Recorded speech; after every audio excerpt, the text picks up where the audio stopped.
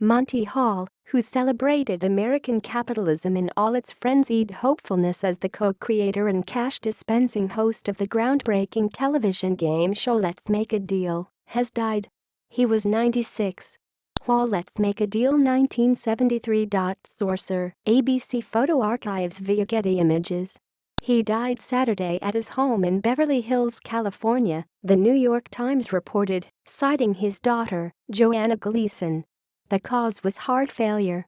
During a 13-year run on U.S. networks starting in 1963, with revivals in the 1980s and 1990s, Let's Make a Deal had costumed contestants earn money for what they had in their pockets, then gamble the cash on the chance for bigger prizes, with the risk of landing booby prizes, known as zonks. Part salesman, part carnival barker, Hall wore loud suits while emceeing about 4,700 episodes of the show through 1990. On his office wall hung a sign that declared, "You can learn more about America by watching a half-hour of Let's Make a Deal than you can from watching Walter Cronkite for a month." In a 2002 interview with the Archive of American Television, Hall said the show reflected the nation's diversity as well as its taste for deal-making.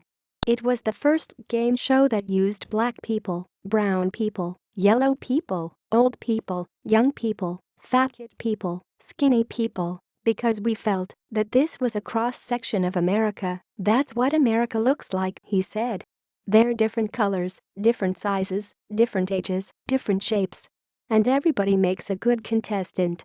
To get the attention of Hall, who selected the contestants himself, audience members carried signs, wore odd hats and eventually began arriving in full costume. The more outlandish, the better. Sincere approach. Monty has a sincerity and sense of sympathy that enables him to dignify nervous people in costume. Michael Eisner, who would become the chief executive officer of Walt Disney Company, wrote in Hall's 1973 memoir. Eisner had been a programming executive at ABC when Hall moved his show there from NBC in 1968. Unlike Hall, Eisner wrote, "I couldn't speak to a person dressed like a duck without laughing in his face." The show's signature final game, The Big Deal of the Day, asked winners to trade their bounty for whatever was behind one of three closed doors. One concealed a grand prize such as a car or a vacation, while two offered lesser prizes. Sometimes, Hall would reveal a lesser prize behind a door not chosen, leaving two closed doors, the contestant's choice and one other. Then he would offer the contestant the opportunity to pick the other door, sometimes with a cash offer attached. This conundrum, sometimes called the Monty Hall problem, would become much debated fodder for mathematicians and logicians who debated how best to explain why the odds favored switching doors rather than standing pat. First choice. Sticking with their original pick gave contestants a 1 in 3 chance of winning the grand prize, while switching doubled their chance to 2 in 3. Yet time and again, contestants proved reluctant to give up their initial choice, no matter how much money I offered, Hall told the New York Times. Monty Halprin was born August 25, 1921, in Winnipeg, Canada, the first of two boys. Both his parents were of Russian Jewish immigrant stock, Rose, a one-time teacher, and Maurice, a bookkeeper-turned-butcher. Monty and his brother, Robert, later shortened their last name to Hall. Monty became Monty in a less intentional way, the result of a radio station that misspelled his name on a billboard, Hall wrote in his memoir. While in elementary school, Hall endured an accidental scalding that kept him home for several months. He then caught double pneumonia during his recovery, leading his doctor to predict he wouldn't reach the age of 20, he said in the Archive of American Television interview. He graduated in 1945 from the University of Manitoba, where he served as student body president. Hall took pre-med classes but couldn't get into medical school, an obstacle he later blamed on a quota system that limited the numbers of Jews. Game shows.